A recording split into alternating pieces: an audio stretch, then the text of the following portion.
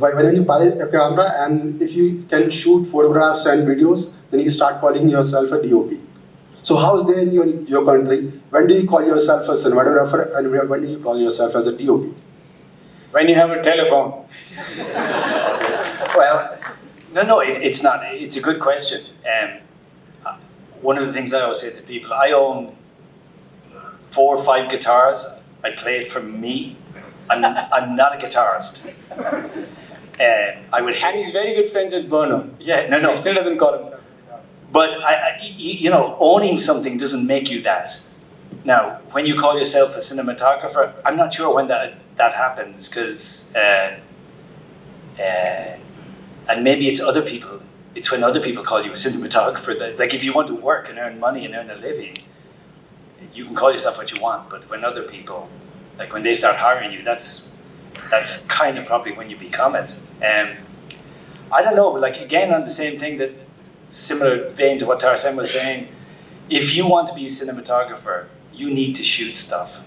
That's what you need to do. You need to stop copying stuff. I think like emulating or copying stuff might be good to learn when you're a student. And I would encourage everybody to learn the rules of photography for one reason only, that you can forget about them. Like, people ask me, when you're shooting, how do you work out? I never think about technical things. When I'm on the set with the director, I couldn't care less now. The only technical thing, but even I try to not take care of that. Like, I fought to get a DIT. Does everybody know what a DIT is? A digital imaging technician? Which a lot of producers confuse with data managers, and they're not the same thing. But I let them manage the exposure. I know you're going to find this strange. That's when we're shooting digitally. If we're shooting digitally, I just capture the image in front of the camera. I tell them the stop I want to shoot at. If it needs NDs, put them in. They don't need my permission. I empower the crew. I tell the DIT and the first AC, make sure the exposure is correct. If you need to ask me something, do. Never clip the highlights, and get the most exposure you can, and then I do the print or the grade later.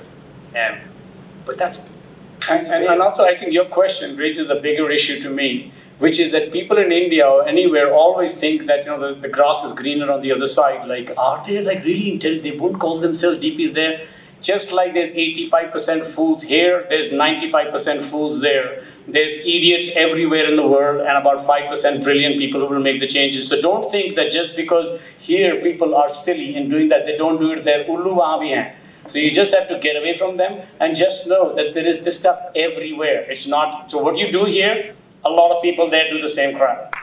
I said this because in some foreign films I read photographer rather than cinematographer in credits. That's what Sorry, what? Oh, photographer. You're talking about director? In some older films. Yeah, look, are you talking about the titles, director of photography, cinematographer? Yes.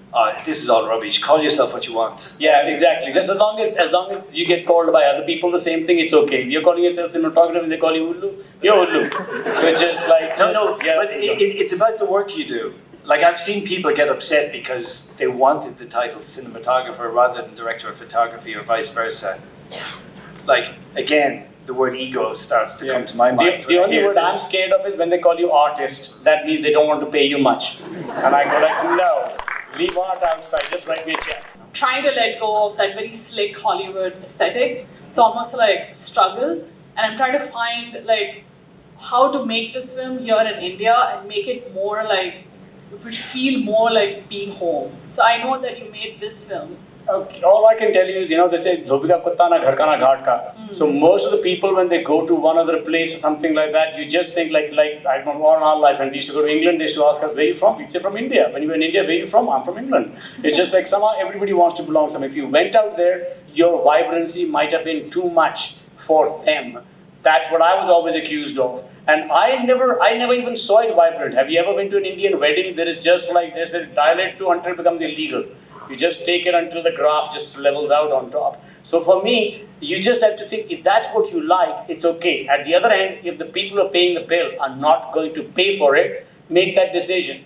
Is it something you can make on your own? Make it. if you think that basically, I just have a rule that if it's something that you're making personal, it will be something that you can afford to do small. If you're going big, like I know when people, if you make 3, 4 million, 5 million, at least not going, we've talked about numbers differently, but you can make the personal film. But if you're making 70, 80 million, you should allow other people to put a little milk in your coffee.